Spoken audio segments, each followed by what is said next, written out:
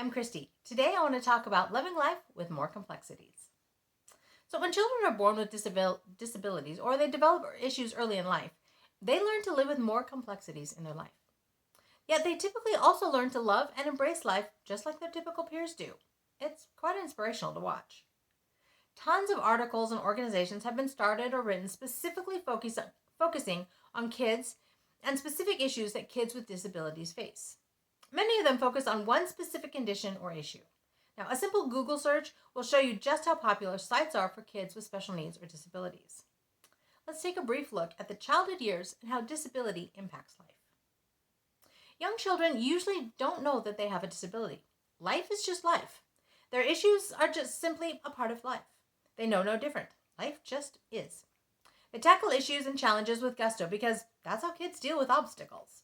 And there's usually a smile on their face as they enjoy whatever it is they're doing at the moment. They respond well to encouragement and watch what others around them are doing.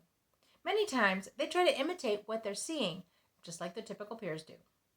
This is where therapy can make a huge impact on their life. Many times, the earlier intervention starts, the better the results. That is, the earlier a child receives services to help address their issues, the faster they reach their fullest potential. And sometimes that potential is pushed close to the typical end of the spectrum because they received services early. Children with disabilities, just like their typical peers, learn from other kids, as I just said. Simple interactions and playtime together are great opportunities for these kids to learn new skills. They want to be like their peers, so they push themselves to learn to do what their peers are doing. Alternatively, attending one-on-one therapy sessions allows a therapist to specifically address issues faced by each individual while also providing play opportunities to learn the needed skills to function as typically as possible. As kids grow and develop, they begin to compare themselves with others. This is when they begin to realize they're different than their peers. This is also the time when more significant friendship problems can arise and, unfortunately, bullying can begin. On the other hand, peers that accept and hopefully embrace the differences they see in others can create an environment of mutual learning and allow an individual with disabilities to continue to grow, learn, and thrive. The reality is that there's probably some of both in every person's life. Hopefully, there's more acceptance and encouragement. As I've watched families over the years, I've realized just how much a parent's attitude about their loved one's disabilities impacts their loved one. Not only can they impact how the loved one perceives themselves and their disability, but they can also encourage or discourage continued growth and progress, which in turn can either ensure or hamper reaching their fullest potential. I realize those are strong statements, and some might even be offended by them. That's not my intention. Here's the thing, those statements are true of parents, period, regardless of the ability level of their children and loved ones. But I'm a firm believer that people rise or fall to the level of expectation placed on them. And while I don't believe in expecting more of people than they're capable of, that just leads to frustration, and nobody wins then. I also don't believe in lowering expectations just because somebody has a disability. Yes, the expectations need to be adjusted to the ability level of each individual, but I believe that should be the case for everyone, disability or not. Here's an example. My niece is an extremely high-achieving person. She pushes herself hard to achieve her goals, and she does. She's on track to graduate college and begin pursuing her career. While she still has a couple of obstacles impacting her final career choice, she's pushing for the highest level possible. Only if that isn't possible will she consider alternative routes. She's an amazing young lady, and I'm incredibly proud of her. Sean, on the other hand, doesn't have the same drive as my niece. He's driven, and he's pursuing his own career goals, but they don't require the same amount of pressure, study, or intensity that's required of my niece. Both of them are excited about their futures, and they're on track to achieve their dreams.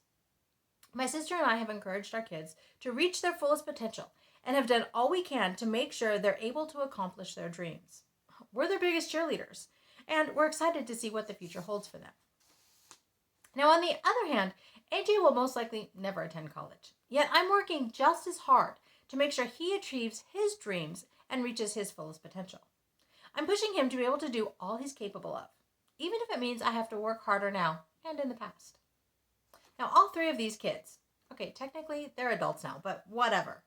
They're rising to the level of expectation placed on them.